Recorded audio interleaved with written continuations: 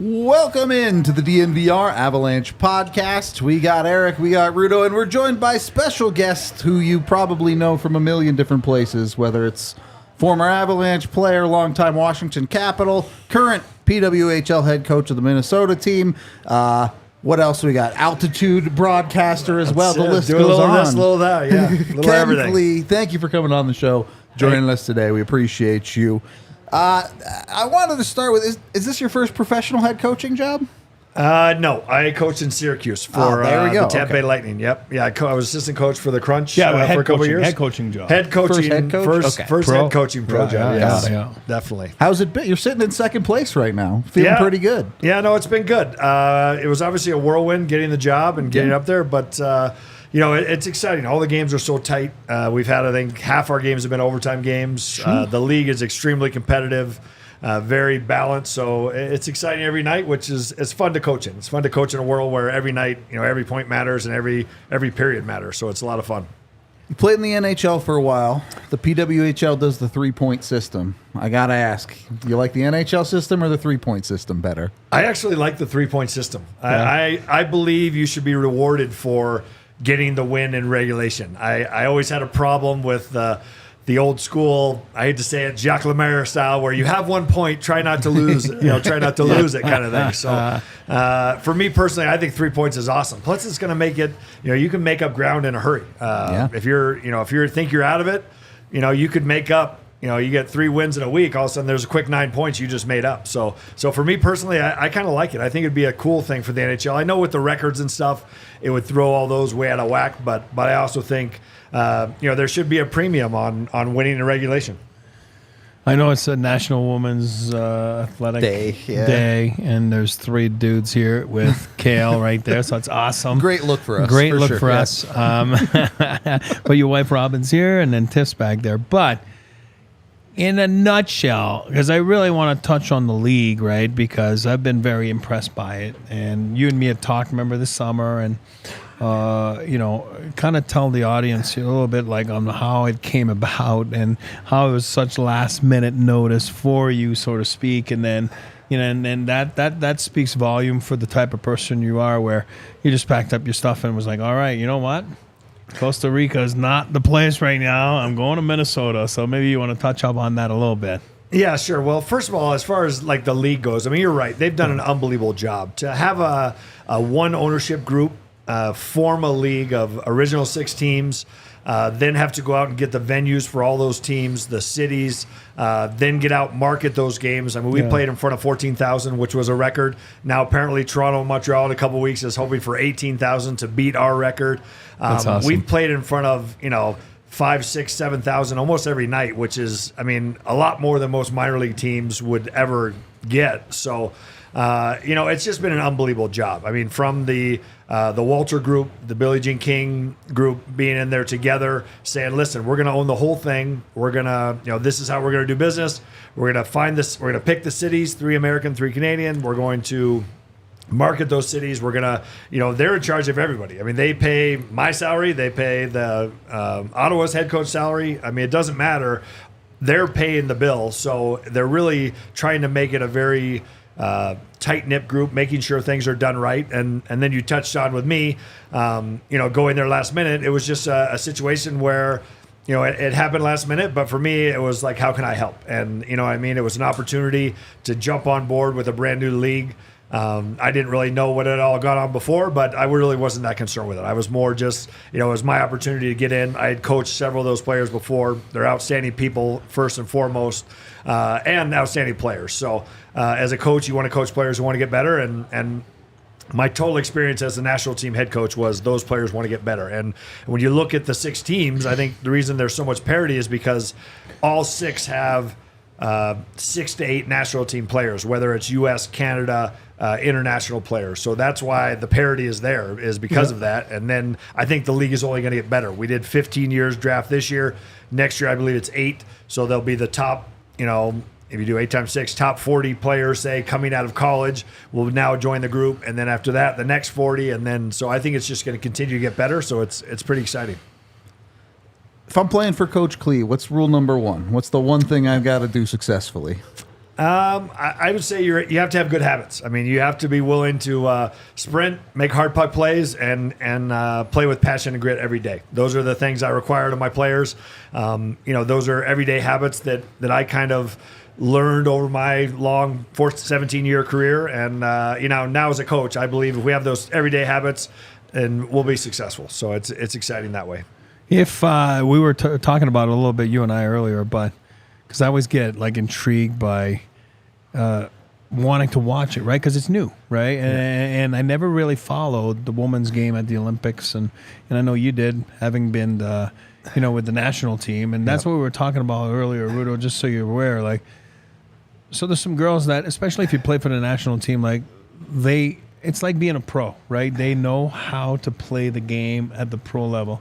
Where here in the NHL, we get those junior guys, and in training camp, you're just you're pulling your hair. You're like, oh my Lord, what is this? You know what I mean? And they were stars and juniors. So, the Cutter Coffee ace of the world. Yeah, you know what I mean? And then you can touch on a little bit on how's it been to put those things together, meaning because you've had the Kendall Coins and, the players like that and the stars, and then mixing in with, I just want the viewers to understand, it's no different than the NHL where you have to go and teach. It's I was going to say, you're bang on. I mean, it's exactly correct. Our top 6 players, they're all national team players. They know what's expected every day, how to be a pro. They trained 365 days a year without even getting paid, which I was amazed when I was a national team coach they could do it. Now they are getting paid, which is tremendous.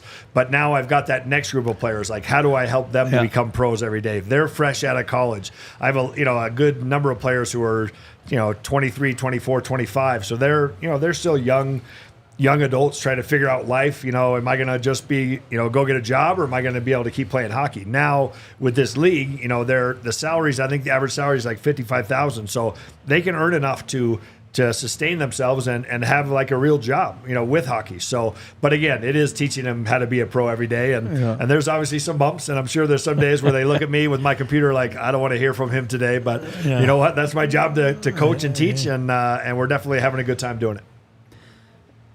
With a relatively new league like the PWHL, I know certainly talking to a lot of minor league coaches, you wear a lot of hats as a head coach down in those leagues. Is that the same for the PWHL? Are there a lot of roles you're in, or is it mostly just focusing on the hockey? No, it's mostly focusing on the hockey. I mean, again, that's a credit to the league ownership group, is that we have a full-time we have 2 full-time trainers. We have a full-time equipment person. We have a full-time social media person. We have a full-time regular media person. We have a GM, a team hockey ops person. We have all those roles kind of filled with each team. Each city kind of has their own, as well as the league has their overall, group that kind of, I think there's maybe 6 vice presidents, I think, in the different kind of areas, whether it's marketing, whether it's hockey ops, whether it's game ops, those sort of things. So they are really trying to do it the right way. I mean, the Walter Group, obviously, by him owning the Dodgers and Chelsea, I think he has quite a extensive background in sport. So he knows the way it should be run, and definitely their group together with Stan Kasten, I mean, they've been unbelievable. Obviously pretty early on in the season yet for you guys, but are rivalries built yet? Is there one team you guys hate to play? It's interesting because the big difference with the girls and guys are the girls will kind of I don't want to say hug it out right after the game, but the guys will wait till they get to the bar later and then they'll hug it out. But the girls are right after the game talking to their ex teammates or people that they played with somewhere along the way, and which again I find is a little bit different. But there's definitely they get a hatred out there on the ice for each other, and you can see it. I mean, it used to just be Canada USA, but now it's starting to come with us. We've played everybody. I don't think we've even played everybody twice yet, but we're pretty close. We're at 9 games, so we're getting pretty close to that, to playing everybody twice. So you can already tell there's a little bit of rivalry getting in there for sure. And I know that we're talking a little bit about the conditions of the facilities and all that kind of stuff, and on the road. And now you said 9 games. You've been on the road. You've traveled. So has everything been up to par and what it was advertised? I'm sure, again, as a new business, like anything else, there's always, some hiccups here. Yeah, and there, I would say to me that's been the biggest challenge for the league is the travel because. We fly playing for the Minnesota team. Well, yeah, exactly. Long way to go. We have the furthest travel for sure, but yeah, I mean, just the way we have so I've been told we have one travel agency trying to book all the flights, but they weren't really booked right after the games because some of the venues are still in flux. So it's hard to book flights when you don't know. Like we played in Bridgeport the other day to play New York. When we go there in a few weeks, we're going to play at USB where the Islanders play. Yeah. So whether you're playing in those two sites is kind of where you fly into. So I think some of that is just because they're still trying to figure out venues, and I certainly don't fault the travel agency for that or the size of planes, right? It's tough. We can't get a direct flight to Ottawa on a plane big enough from Minnesota to fit all of our gear and our trunks and all the stuff that comes with a pro team. So we have had a couple of those issues where we've had, I went to Europe twice in my first 2 trips. We had a 3:30 wake up call after a game and then bust, took an early flight back. And the other one, we had a 2 a.m. wake up call, bust 2.5 hours, then got on a flight. So we've had a few little hiccups like that, tough. but it's pro sports. So you got to go where they tell you. But the conditions, like the locker rooms and everything, like everything's been up to like advertised. Yeah, I think those are all coming. Like again, our Yeah. first game in Boston, that we're playing out of the UMass Lowell rink, and they were in. The Boston team had a pretty good setup, but the visiting team really didn't. Now we've been back there a second time. Now we were where they were the first time, and now they've moved over to one of the UMass Lowell locker rooms where they vacated just for the day, so that way it's a better setup for both teams. So they those are things that again.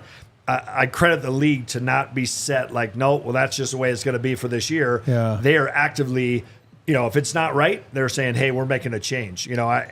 I believe we've already got one coming as far as Minnesota because we were supposed to play at Ritter, which is like a 3,200 seat arena. Now we're playing at Mariucci, which is a 7,000 seat arena, which that's the number of fans we've been drawing consistently. So again, to me, it's a credit to the league to not be so rigid or set in their way to say, well, we've already planned this, so that's what we're going with. They're flexible enough and good enough business people to say, hey, if we can make it better, let's do that. I know Eric's going to say Poulan to this question, but best player in the PWHL right now. Best player in the PWHL right now. I got to go with Lee Stecklein, my number 1 D. I mean, she is a rock star, and she's a phenomenal player, phenomenal person. Plays 30 minutes a night for me. I mean, she is. I mean, just like having a Larry Robinson, Rob Blake combination back there. She's big, she's physical, she's moves pucks, she plays on the kill, she plays on the power play for me. She's lights out good. So to me, she's definitely up there in that ranking. But obviously Poulan's a good player. We have some other girls who are putting up good numbers. Taylor Heisey's she was the first overall pick. She plays for me. She's trying to find her way to be a pro. So it's exciting. A D in the NHL likes the D player as a head coach. Well, yeah. Too, who's going to give credit to the D except for a former defenseman? Shut half your brain off when you play D. That's it. I mean, come on, man. We all know that. Kenny played with half a brain for 1,000 games. Off the glass and out, baby. Keep it going. I wanted to touch on your goaltender too. Like, doesn't she have Colorado connection? Nicole Hensley. Yeah, I was gonna say she's probably my second pick right now. As far as my team goes, like she's been lights out. She's been great. She's a national team goalie. Grew up playing at Foothills. That's what I thought. Yep, played at Foothills Flyers, and then played Colorado Select. Had a great career in Lindenwood, where she saw. I think she broke NCAA records. She averaged like 60 plus shots a game, like just having to stand on her head every game just to keep them competitive. She first came to the national team when I was coaching, and I said, hey, you're going to have 20, 25 shots, but you're going to have to make a couple point blankers. And so that's a change, Eric. Like for a goalie, it's easy if you get 60 shots because then, you know what I mean? But if you're only getting 20, but you're going to have a couple breakaways, that's the difference in a good goalie and a great goalie. And that's where she has really excelled. In her game for me, she's been awesome. She's kept us in games, made huge saves at big times. As a goaltender, that's what you need, and that's why we have a winning record because of that. And it's fun for athletes like that to see something where professionally, like you said, they see a future, not just play college hockey, but for all the girls in Colorado, they can go to college and then there's something after, Absolutely. right? It's huge. just like it's big, and maybe that leads us to our you're breaking, and maybe we'll get into the top 5 after with Kenny. It'd be interesting to see Kenny's thoughts on that. One thing I want to ask before, you spent most of your career in Washington, played a short stint here in Colorado. Yep. Why Colorado? Why'd you choose to stay here? We actually chose to live here long before I played here. Okay, there you go. When I first made the NHL in '94, Dave Poulin was one of my teammates, and he's a great man. He was finishing his career. I think he went on the next year to coach at Notre Dame.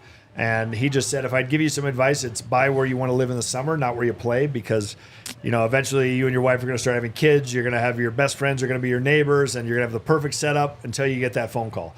And then your life is going to flip upside down. It's no longer going to be home. It's going to feel weird. Your neighbors aren't going to understand. Your kids aren't going to understand. So if you always have a place to call home, it's a good thing for your family. So we used to look around. We'd go around to weddings, right? You're young in your 20s. You're in the NHL. In the summer, you travel around to weddings, right? There you go. You do the circuit. Yeah. And so we looked and looked and looked, and we came here, I think, twice. And the second time, we were like, you know what? We're buying a house here. We're going to go up in the foothills. We wanted to be in Breck, but then we thought it was too far for the airport. So we ended up just being like in the Morrison, like by Red Rocks. And it's been home, and we've always known it's going to be home. And every year we come back, and sure enough, later in my career, I got traded at the deadline. I got waived. I got sent down. I had all the ups and downs that careers go. Especially if you play a long time. And it was always great to be able to call Colorado home. So playing here was a gift. I actually called my agent and said, "Hey, call the Avs. Tell them I'll take a pay cut. I want to play 1 year at home because I know it'll help me later in my life." But it was more. It wasn't a hockey decision. It was a life decision. And that's why we chose to live here. Awesome. I grew up in Lakewood, so my neck of the woods over there. There you go. Too. That's it. We're big Red Rocks fans and Tiny Town. We lived right by Tiny Town. Yep. I went there a lot when I was a kid. So. If you want to experience the natures of Colorado, Natures of Colorado provides an amazing grade of cannabis and a vast array of options that you can get. So be sure to go check them out, especially if you live in northeastern Colorado. They have a ton of amazing different options that you can get when you hit them up. 4 different locations, including Log Lane Village, and multiple others. I don't live in northern Colorado. Sorry, I don't know where some of these places are. Garden City, Sedgwick, and Milliken. I know where Milliken is. All right, I'm not completely lost out there. But go check them out. Visit a location and mention DNVR, or go online and use code DNVR to get a bunch of deals, including $99 ounces every day. You can also get $85 ounces for anything off the shelf. Exquisite extracts buckets for $15. Make sure to use that DNVR code when you hit up Natures of Colorado. And then be sure you're going over to Bet365 too. Right now, Bet365 has a bunch of amazing deals, but if you put in $5 and you bet $5 on an NHL game with the DNVR 365 code at sign up, you get $150 in bonus bets. So Rudo hits all his best, just so you know. Depends on the day. Parlays. Depends on the day. Some days I do well, some days not as well. But whatever it is you're betting on, whether it be the Avs or any other game, doesn't even have to be hockey. Get in on whatever you want with Bet365 and use your bonus bets. Have a little bit of fun with it. You got the big football game coming up. You can put all sorts of ridiculous bets on that too. If you want to jump in on it, just ask all of the whole ALLCITY crew down at the at Radio Row. So you can get in on it one way or another with Bet365. Use that DNVR365 code when you sign up, of course. And when you do sign up, you must be 21 or older and physically located in Colorado. Please gamble responsibly. If you or someone you know has a gambling problem and wants help, call or text 1-800-GAMBLER today. Second period of the DNVR Avalanche podcast. We have a Bet365 top 5 for you that are the top 5 cities for expansion for the PWHL. I'm curious what Ken thinks about this, especially because you have the long travel in Minnesota. But number 5, Eric would not let me make this list without putting Quebec City on there. Interesting. Interesting pick. Yeah, no, I mean, the Canadian fans are huge, right? I mean, they love it. So it's that would be right in the wheelhouse for Ottawa and Montreal and the rivalry and everything. So that makes sense.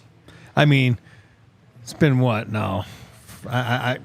I stopped counting, for the return of the Nordiques. So it's like, and that's how we got you here. Yeah, I know. I mean, the amateurs are the fans are so like. I don't know if it's like, oh, it's just, I think they've given up. Like, this is never going to happen. You know what I mean? So why not? I You mean, know, like they certainly Ottawa. have the facilities with. Oh, I mean, they built it thinking in Videotron Vegas is the Center, only yeah. one that remember it was between Yeah, them and they Vegas. got They had to put up rejected the on their money. That was expansion bid. Yeah, non-refundable. It was a lot of money. It was like $10 million, whatever. It was crazy. And then they were devastated when Vegas got it. And you know, at the end of the day, I don't run the league. I don't know, but when it comes down to expansion for this, then with Montreal, Ottawa, like you said, being in the wheelhouse and I don't know. I mean, I'm sure you don't know yet either what level they want to get to numbers wise, right? But why not? I'm from there. It's a nice one. So for the Bet365 top 5, I was like, Quebec City is probably a good one. So that's where it came from. number 4, Chicago. Imagine that would help out your travel a little bit. It's not too far from Minnesota. That would be there. outstanding. And there's a good, obviously a great hockey following in Chicago. Yeah. I mean, they've got, you know, the Hawks, the Wolves, you know, they've got the Steel, they've got, you know, different levels, but there is a big program there with Mission and different Windy City, different programs. So Yep. yeah, I think Chicago I agree would be a great spot. They've proved, teams like the Steel have proven beyond the NHL you can have successful hockey teams in the city as well. And it's one of the biggest cities in the country, so always a good city to get into. And they have Connor Bedard, so there you go. Yeah, well, there you go. I'm just saying, like, right? He's the next, right? He's a passer now, right? He just passes the buck to the All-Star. That's what he does. I know, he's like, you can't shoot, you got to pass. Okay. Okay. He Let did not look McKinnon, happy going on that ice. That's No. I know that for sure. Well, was his jaw wired shut there? Or not? I couldn't don't tell. know. Yeah, I couldn't tell if he was just unhappy or it might have still been wired. I'm not sure. Or nervous. Yeah. Fun to watch McKinnon just rip the stick out of his hands when he wanted to look at it. It was a good time. Yeah. Number 3, and Pittsburgh. This is one of 2 sites that will have a neutral site game this year for the PWHL. So I'm not saying they're already looking at expansion somewhere like here, but maybe. Yeah, I mean, I definitely heard there was interest there before. So, you know, Mario and his group, I think, have done a great job marketing hockey.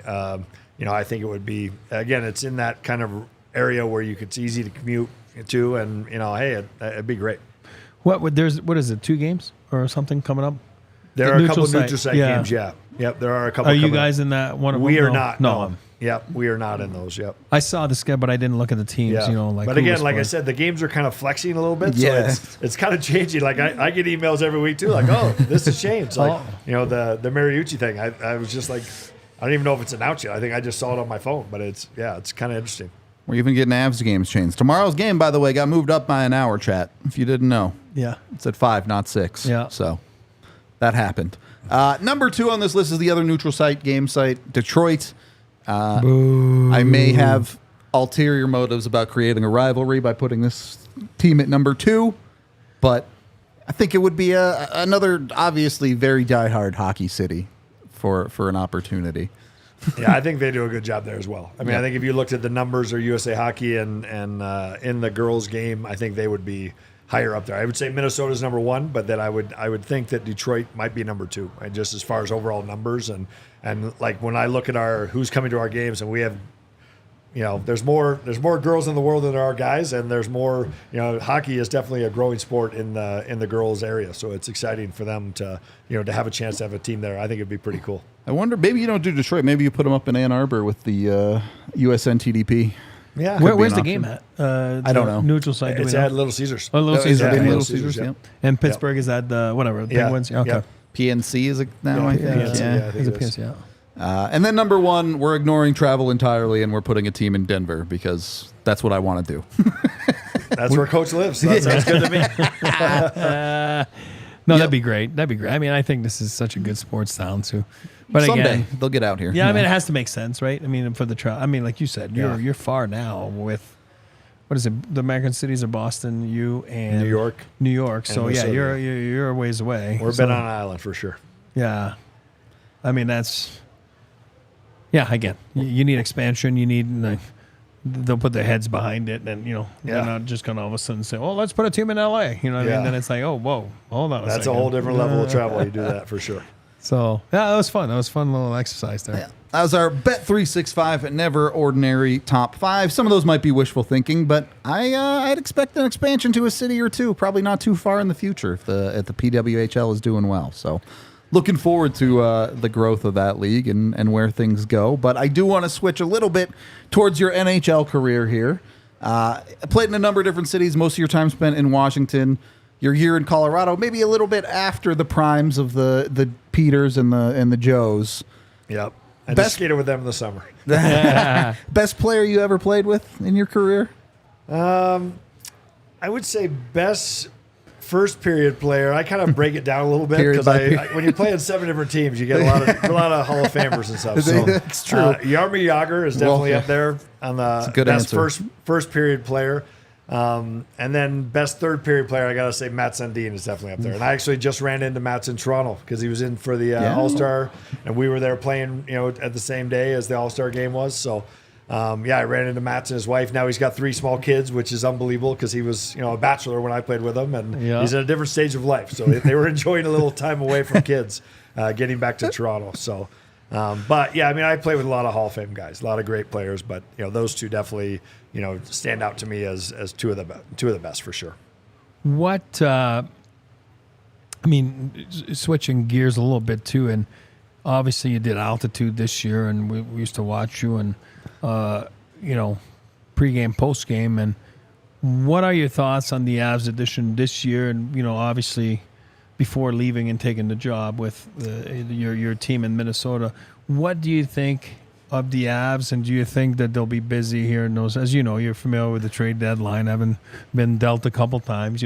What do you think they're gonna, or do you think they need to do anything, or will do anything? Yeah, it's hard to say, right? The game is so much more complicated now with the salary cap and who you can get and who you can't, who you can afford. There's so many. Those guys who are the cap crunchers are invaluable to me on how teams seem to fit players into that system. You have Cale Makar and Nathan McKinnon, and Rantanen. Like with those 3, you've got horses. So you're going to be able to compete. Then it comes to depth, right? Or do they have the right depth players for me? Adding Ross Colton was a huge add for me. I got to coach him in Syracuse. He's true. I'm not sure how he's done in the last month since I've been gone, but before then, I could tell he was finding his game. You can use him different roles: PK, power play, checking role. Having those players who you can put in different roles and they accept those roles is the difference in winning and losing. I know I'm trying to think. He had 37 when they won the Cup a couple years ago. He was outstanding in the playoffs. You had who joined us Darren Helm joined us in Vail for our alumni thing. Those type of players. It's not just is McKinnon going to be the best, because he's going to be great, but they have good players as well, other teams. So to me, it's more of those other players and how they fit and how they buy into their role. You can't take, Eric, you got to experience it firsthand, the Rangers bringing in first-line guys and trying to put them on the third and fourth line. It doesn't work. Nope. So you have to have guys willing to accept whatever role you're going to put them in, and you have to value that role by playing them and make them a part of it. To me, that's how teams win.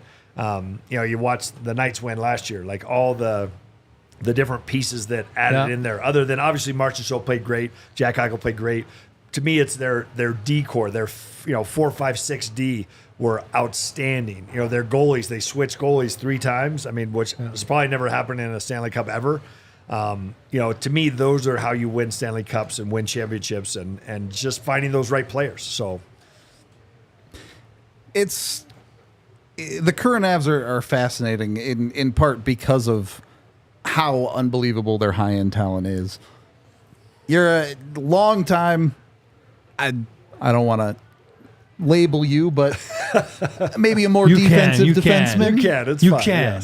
Yes. I do my role. How about that? There you go. Coming from that perspective, what's it like watching a Cale Makar do the ridiculous things that he does? He's fantastic. It's awesome. And you know what's almost even more impressive about him is just the way he carries himself day in and day out.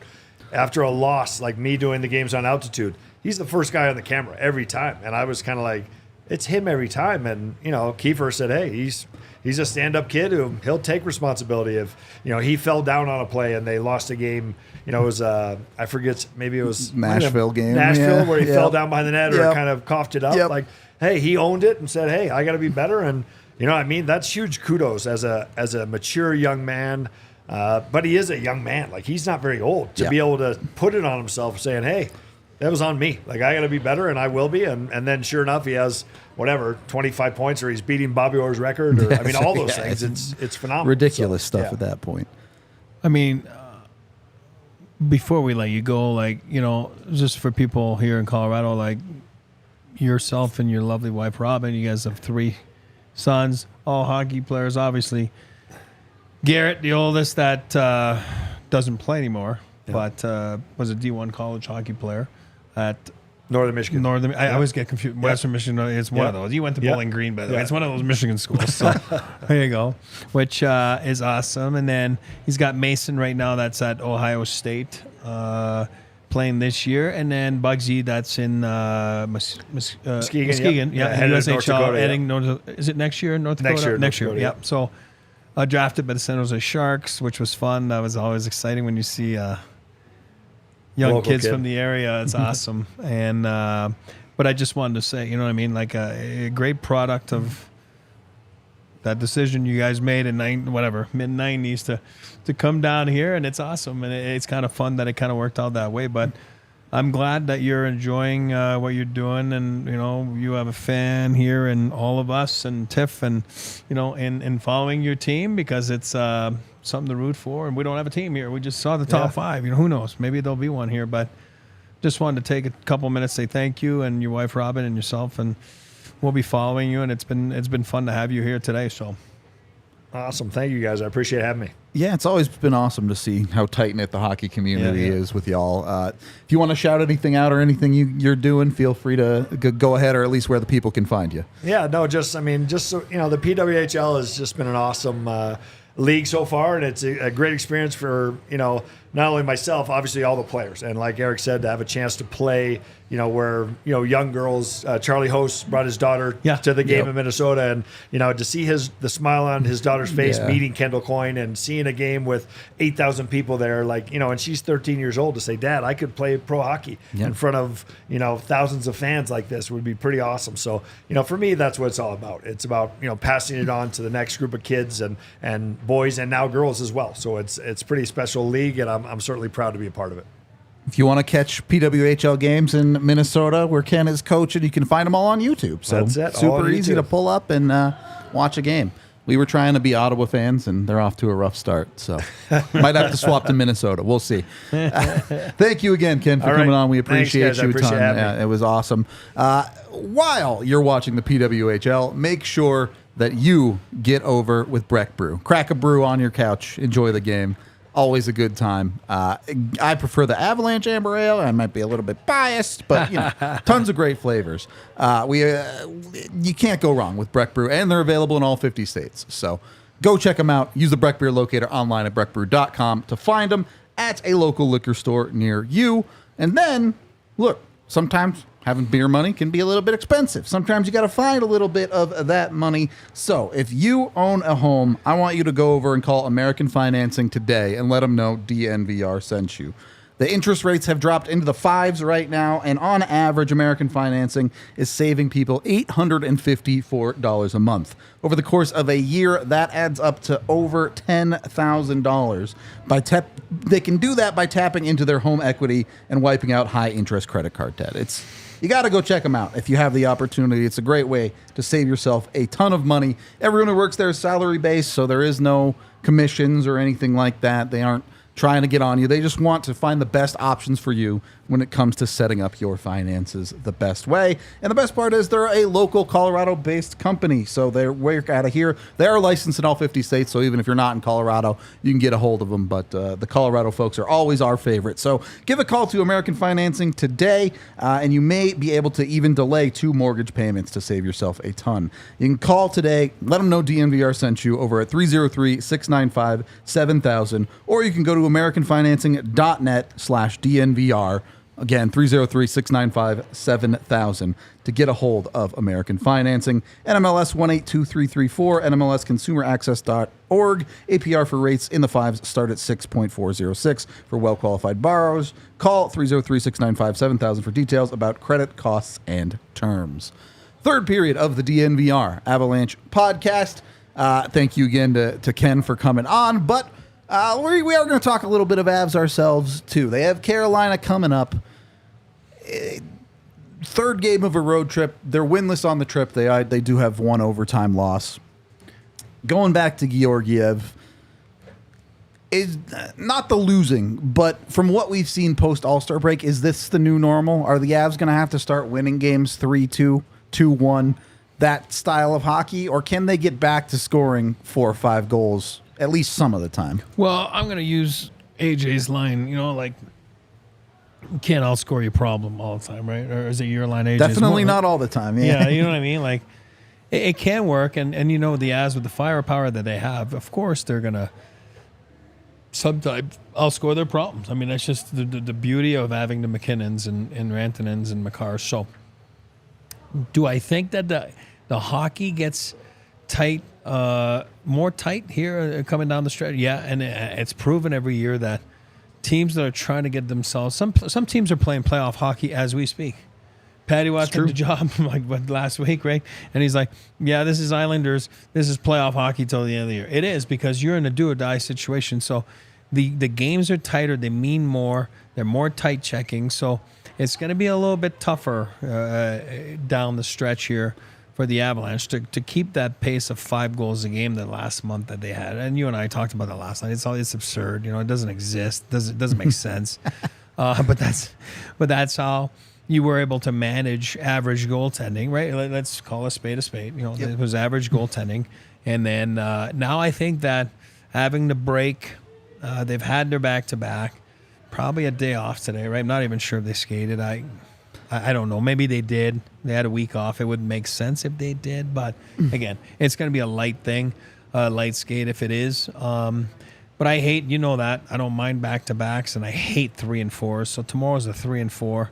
With a plane ride, and even though it's not that long of a ride from New York to the Carolinas, but I do believe, I don't know, it's hard to tell because it's such a weird back-to-back yesterday because they had 7 or 8 days off before having a practice, so I felt they were out of juice, by the second half. You could tell. Oh, for sure. It wasn't as bad as the LA game early in the year when we were dying laughing here because it's like, oh my God, they can't move. They can't move. But it's hard once you stop, and that's why I like breaks during the season, but not necessarily those big breaks. I'm just like, oh God, because you got to get back in the groove. And I don't know if by the time I got home last night, I watched the third period of Vegas and Edmonton, right? So that's I don't know. Maybe the break wasn't the right thing for the Edmonton Oilers, right? You know what I mean? You go, they lost the streak. It's over. The streak's over. You can blame the break. Even though they played pretty good, they could have won, but. Yeah, that's why I say I'm iffy on breaks. You need them, then sometimes it's just at the wrong time, and But for the Avs, listen, they could have easily won both games. They didn't. Now it's getting back. This is a 6-game road trip. They will come out on top of this road trip. It will be a winning road trip. I will hang my hat on that. So again, tomorrow you got Carolina, and then I expect, like you said, Georgiev to get back in there. Get in the groove, and then who knows? And obviously they have a plan mapped out here coming up for the trade deadline and what needs to be added. And then, like Kenny was just saying with us, right? Yep. Sometimes it's go back to 2 years ago, the Lekkonens and those. And even though Lekkonen's a heck of a hockey player, I'm not saying that, but it's not always about the superstars. You know what I mean? That you need to add, and you got to be careful with the mixture in the locker room and all that stuff. So it'll be interesting to see what's coming up, but obviously it starts tomorrow with Carolina. So don't want to get too far ahead of ourselves, but how aggressive do you think the Avs will be in targeting? And I know could be a goalie, could be a center, whatever it might be. Do you think we'll see a move in February, or are we going to be pushed up against the deadline for it to start happening? Here's my take on it. And I've been thinking for a while on this, and it doesn't take a rocket science to say what I'm going to say, but because I'm not rocket surgeon, maybe rocket surgeon. I do believe that they, meaning C-Mac and the crew, will go dig into the goaltending position for all the reasons. Not blaming anyone, circumstances of what how it went down with Eustace and everything. Maybe they had something planned earlier. We don't know, and it's none of our business. We can just speculate. It didn't happen. Now, I do believe with the team they have, they got to protect themselves a little bit down the stretch here to make sure that their goaltender, and you know I'm one of those guys, like I'm like Bednar. I believe that since when that it's stopped that the guys can't play 65, 70 games. So it's true because it's a legit question. Like, when did it change? Like, why? Like, travel's better, they eat better. Anyway, we can have a conversation later about that because Rudo's against me on this, which is fine. And that's why I love him. And then, but I do believe they're going to dig into the goaltending pool and pull the. I mean, would I love to have a Marc-Andre Fleury? I would. I think it's a perfect fit. The guy would need to want to come here to Colorado right at the stage of his career. So, and then tomorrow we'll have. On the pregame, we'll bring in Kirk McLean, former Avs goalie coach and National Hockey League goalie for 20 years and one of the best in the games. Talk goalies a little bit because, we're intrigued. I'm intrigued. And, why does he think it changed? He comes from the era of playing 70 and, obviously he's older. He's my age, But, and Avs goalie coach here with Varley, a big part of going to get Varley. And, but... I'm intrigued to know like his thoughts on this, and doesn't mean that you'll be victorious or I'll be victorious, but we'll know what a real goalie really thinks and how they feel in the net because it's such a weird position. Regardless of how many games you play, I think it's fair to say Jared Bednar needs a backup goalie that he can trust. Yes. As much as I would love for them to play Annunen and give him a real runway to see if he can actually do it, it's pretty clear if Bednar doesn't trust his backup goalie, he just won't play him. I agree, and again, I think that's fair. That's his way of. I tend to agree with him actually. So it's like it's okay, and on top of it, I think that you have such a good team here.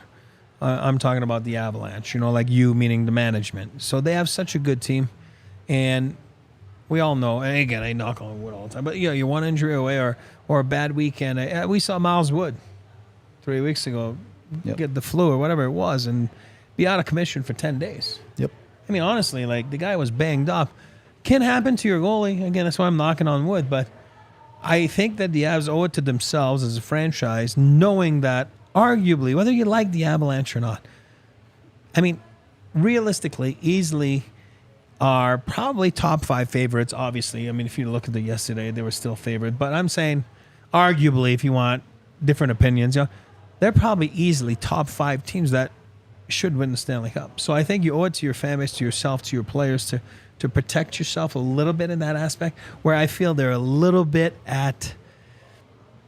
in danger right now. And I like Eustace. I love him. I'm a big fan of his. So, but probably not ready for that if something of that nature happens. And then you're like, oh, God. I mean, all it takes, like Miles Wood, that's one series. I'm talking about last week. Yeah, it's 10 days. It's a series, give and take. Yep.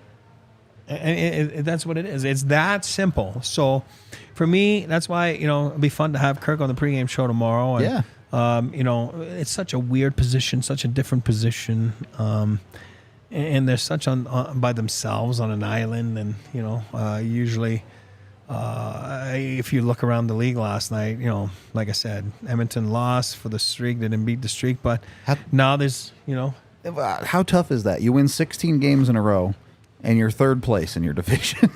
and you can easily all of a sudden, because when you win 16, you get away with a few. Oh, right? for sure. That's just life. That's just I'm not reality. bagging the Oilers. It's reality. And then all of a sudden, when you come back, you might drop 3 out of 4 because it's just your luck runs out on top of playing great and having the coach bump and all that kind of stuff, right? It's all good. But they played unbelievable hockey. They played unbelievable in the net. Stuart Skinner's been good. Yep. But all of a sudden, you can easily drop 3 or 4. Next thing you know, you're looking in the standings, you're like, man, like to your point, you're like, really? This is where, they were in such a big hole. But my point with goalies is just to get around the league last night. I was laughing, and this morning reading, the news on the internet, and Jonathan Quick going for the 3rd game in a row. You know what I mean? And then all of a sudden, people, it's not a goalie controversy. Well, I don't know. It isn't until it is. But I'm just saying, you play a guy 3 games in a row after All-Star break. Yeah. Like, I mean, you played before and then the first two, and It's not like your other guy needed rest after the All-Star break. I'm just saying, it's part of the plan that they talked about. Well, I don't know. Maybe it was, but it just sure seems a little bit weird, right? And that's why goaltending is such a weird position. It's a tricky position, and that's why they're all interesting. And then Kirk is certainly a guy that's interesting, so we'll talk to him tomorrow, and then he'll be able to relate to us a little bit how things, for Georgiev and guys, even because, again, we'll touch on Kirk tomorrow, but there was, I do believe they had 4 goalies his rookie year in Jersey, being Sean Burke, Craig Billington himself, and Chris Terreri. All 4 high-end draft picks, and that's Lou Lamoriello for you. It doesn't matter. And next thing you know, they all 4 had lengthy NHL careers. Not with the Devils, but that's where they all started. Yep. Kind of crazy, so. All right. One final question for you here. Yep. Over the 2 games post All-Star break, Yeah. you have a goal from McKinnon, you have a goal from Rantanen. The other 2 goals are from your defense. I get Lecky was a big part of the Makar goal. I get that. Yeah. But no other forward has put the puck in the back of the net. Who's got to step up and start scoring some goals in Colorado's forward depth right now? Yeah, I mean, we've seen it in those odds, the spurts, right, of the avalanche of, no pun intended, of goals that they had, right? Logan O'Connor got a hat trick, then he got 2 goals. I like your line. You always say it's good until it's not, right? It's been good until it's not, right? And then that line will continue to be good, but I don't think you can realistically expect the goal scoring production. And that's where it leads us to, and we'll talk about here coming up, with the trade deadline looming, and and we always say that, God, it's such a hot topic, the second line center topic, right? Mm-hmm. It's been a hot topic since Kadri left, right? And I like the way AJ says it all the time. It wasn't normal, the Kadri year, wasn't. right? It just wasn't, right? Kadri can't redo the Kadri.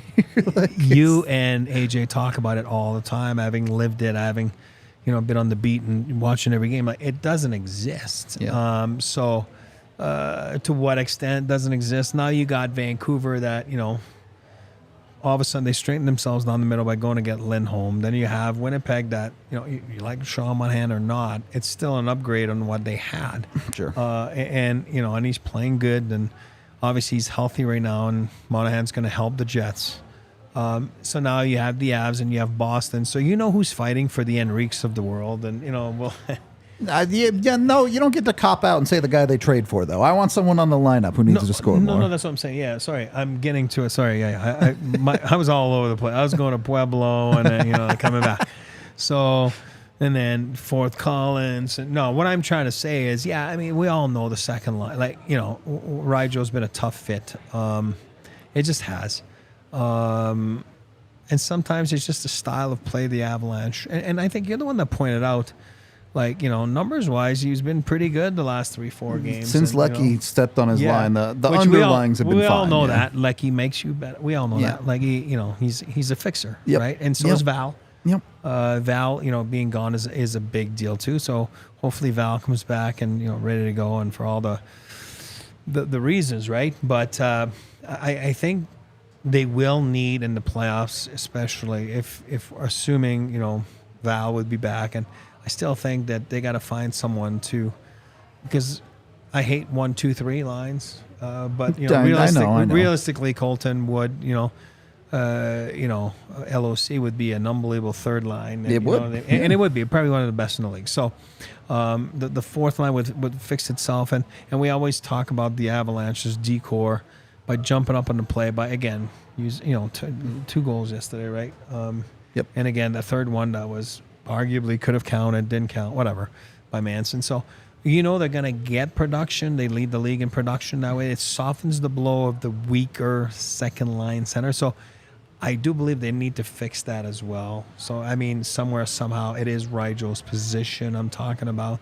And because at some point, it becomes tougher and tougher in the playoffs for, like Kenny said earlier, for the McKinnons and Rantanens. And, you're going to expect them to produce, but man, are they tight-checked and played so tight. And so you do need the secondary scoring.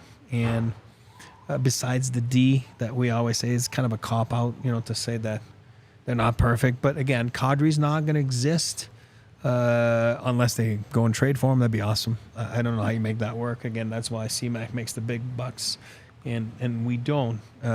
But I think that they're going to have to fix that hole. And sometimes just one player to go get, and then it fixes everything. So it'll be interesting to see. I set it up on a tee for you. Say Zach Parise's got to score some goals. Yeah, you didn't take it. You didn't take it. Oh, you know what? It's my fault, man. I didn't even think about it because I'm still not there that he's there. I know. What I mean? Mentally, I know. It's weird, right? Right? No, I mean, again, that was a good point by you there. I'll tell you one thing. I'll raise my hat to him. 39 years old. Haven't played in, I don't know how many days that is, but wow. I mean, that is not an easy thing to do, to play a game in the National Hockey League. So raise my hat to him. He looked good, didn't look out of place. He will help the Avalanche. It's an upgrade on, I hate to say it, but like Kiwi Ranta or, what I mean? So I think it just pushes people down where they should be in the lineup. Parise is versatile. He has seen it all. He's been around forever. Doesn't have that one cup. So you have that thing that, can help motivator of, good friends with Jack Johnson and, and they say he's just a rink rat, loves being around the rink, loves being around the guys, loves playing the game of hockey. So I think it's an easy ad for the Avs. They didn't have to do anything for it, right? Which is awesome. Yep. Seems like he's kept himself in awesome physical condition, which he should be if you're trying to make a comeback, so to speak. And in the league, it's not an easy league to just all of a sudden put your feet up for, 9 months, and they'll say, "Oh, I'm going to go play hockey." And it's not the Sunday night midnight beer league game. It's a tough league, and he's been good, really good. And I'm glad you brought that up so far the last couple games. Any final thoughts before we get out of here today? No, just looking forward to the stretch here, which is usually the most fun time. And even a lot of teams, the Avalanche is so different because they want to be the last team standing at the dance. And but for different teams, though, for up and coming teams, this is what managers talk about, meaningful games, and that's what they're talking about. It means playing down the stretch here, being part of a race. Playing games that are meaningful. It is a different way. It's like a goalie making a save at 4-0, right? It's a different save than if it's 1-1. Yep. So those games mean something. It's fun to see how guys react around the league, and some teams are not ready and they just fold and they falter. Yep. And you'll see that here coming up. But the Avs, I think they're ready for it. I think they're relatively healthy. I think Val is a big piece that, if everything works out, would be back. But I do believe they will dig in. And like I said, maybe an extra forward here to solidify that second line scoring. Cross somewhere, that bridge somehow. soon, I'm sure. Exactly. Yeah. And maybe a goaltender to whatever, make everybody feel more secure. So looking forward, it starts tomorrow night. Like you said earlier, it's a 5 o'clock game for us here. The time got changed. It's not 6, it's 5. Carolina's a good team. Should be a good game, and be looking forward to watching that game, and then obviously be at the halfway point of the road trip after that game, right? So 3 out of 6, not the best right now, win-wise in that road trip, but they'll get it together. They'll be fine. They beat Carolina. They're back to 500 on the trip, right? Exactly. It changes fast. Exactly. Please do go check out the PWHL if you haven't had the opportunity yet. I love watching it myself. You can go watch Ken coach the Minnesota PWHL team. Highly recommend you have a look at it. I have a ton of fun watching it. We are out of here for today, though. We appreciate all y'all hanging out with us, talking some hockey. We are back tomorrow. As E said, we have Kirk McLean coming on the pregame show for tomorrow's game. And then, obviously, we will have the postgame, too. So, we will talk to you tomorrow. We all silly like the mayor.